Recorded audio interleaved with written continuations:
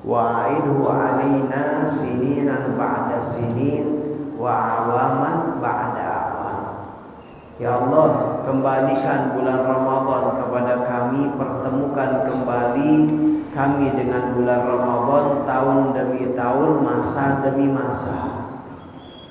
Maka doa pada tahun itu tercatat dan alhamdulillah Allah kabulkan.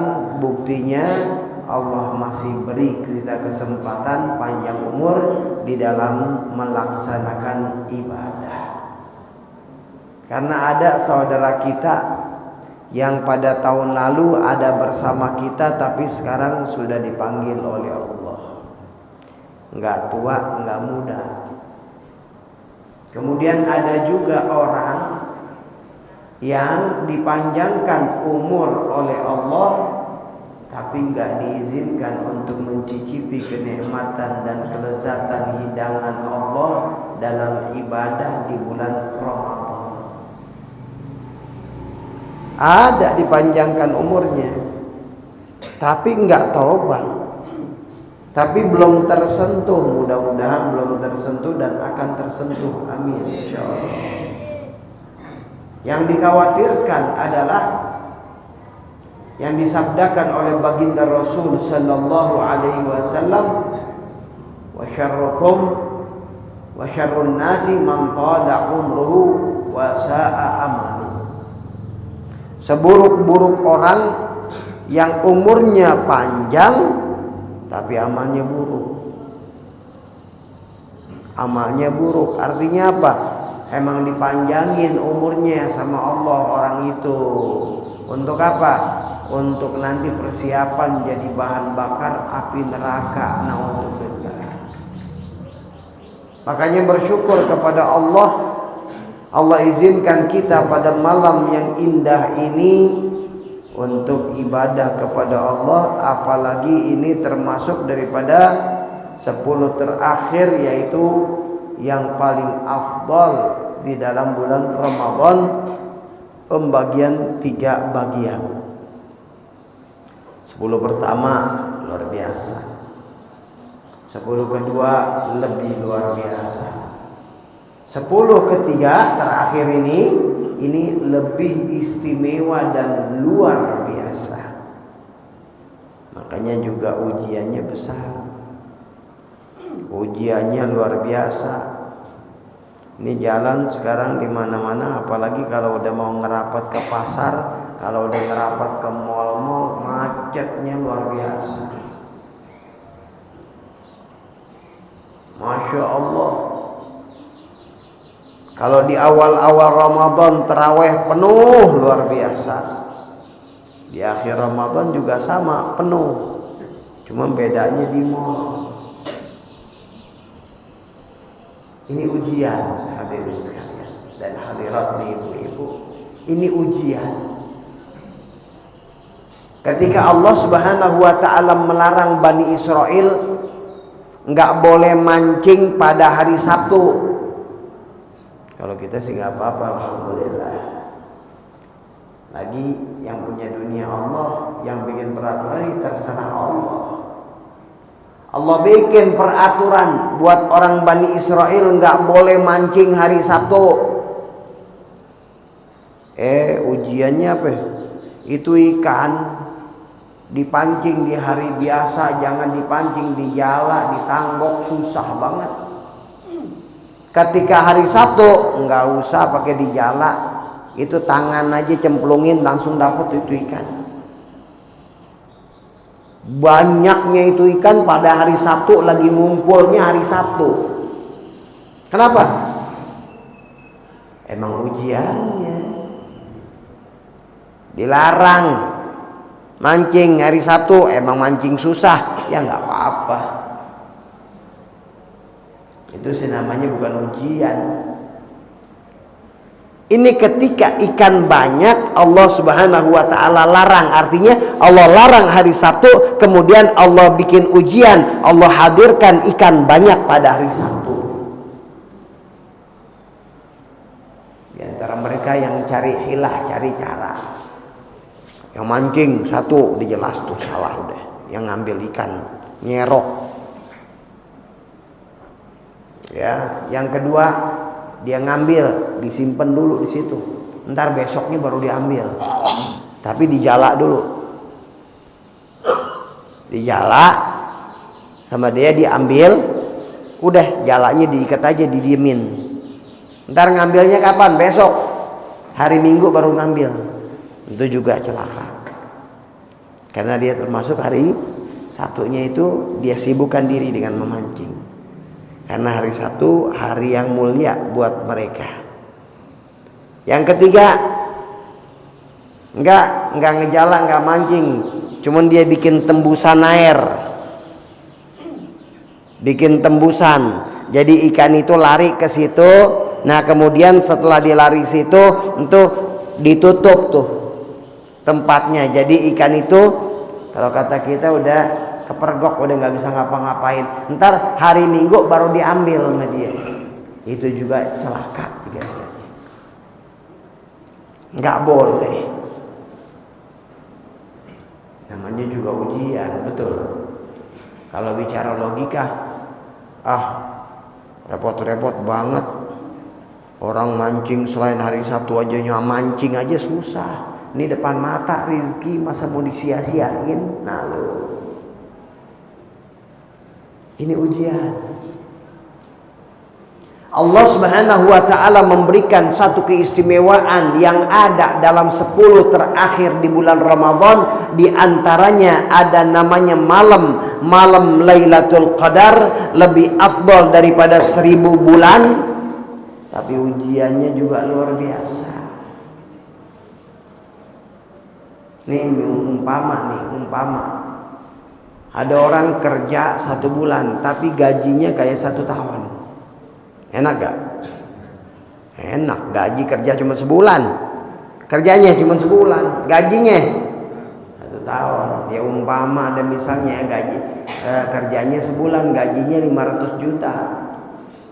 500 juta cukup gak buat setahun? Sama jalan-jalannya ya keliling dunia deh kalau begitu. Dapat itu. Kan untung banget. Ini bulan Ramadan. Bulan Ramadan Allah Subhanahu wa ta'ala berikan ganjaran enggak sebulan, 1 malam. 1 malam kalau kita dapetin 1 malam itu, maka seakan-akan kita dapat gaji ganjaran dari Allah Subhanahu wa ta'ala bukan setahun, 83 tahun lebih. 83 tahun lebih, dan itu lebih afdal. Itu ganjaran pahalanya.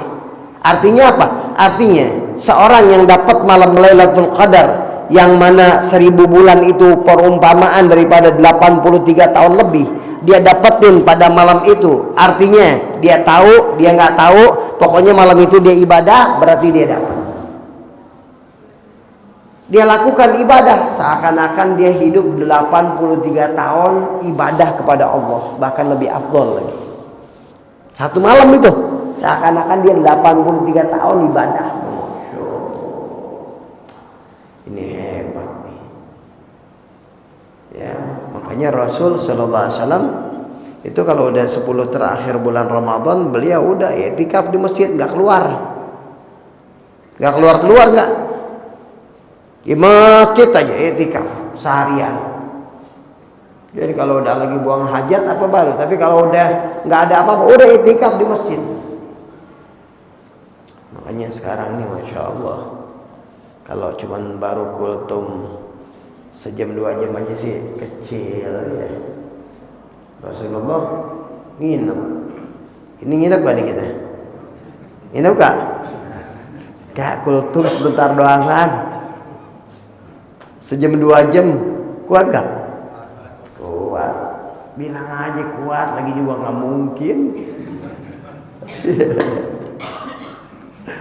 Masya Allah. Ini luar biasa. Ini satu keistimewaan yang dicontohkan oleh Rasul sallallahu alaihi wasallam. biar tahu mahalnya nilai malam-malam terakhir dalam bulan Ramadan. Sekarang malam ke-24. Artinya apa? Ramadan sudah mau melambaikan tangan sama kita, mengucapkan salam perpisahan.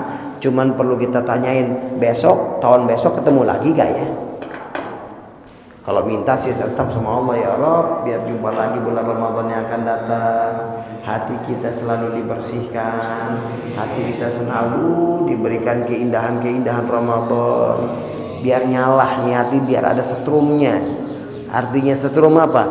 Ada gregetnya, ada lezatnya ketika kita menyebut nama Allah. Ada lezatnya ketika kita sholat 20 rakaat. Sholat 20 rakaat itu asyik, minta sama Allah, ya Rabb, berikan kenikmatan, kelezatan sholat yang kau berikan kepada orang-orang soleh. 20 rakaat kalau kita laksanakan dengan merasa azab, capek, siksaan banget. Kenapa? Ya nggak ada rasa. Umpama duren, kita tahu gak duren enak? Duren enak.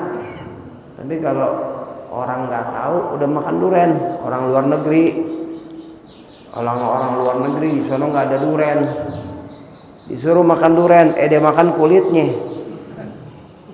tajam-tajam. Ya, disuruh ayo habisin duren. Kalau kamu mau menghormati hidangan orang lain, habisin duren. Dia habisin, tapi dengan nggerutu, nyabarin dah. Kenapa? Orang kulitnya dia makan. Dia nggak tahu rasa duren. Kenapa? Karena dia ternyata bukan makan duren tapi makan kulit. Ibadah kalau kita tahu isinya, Masya Allah.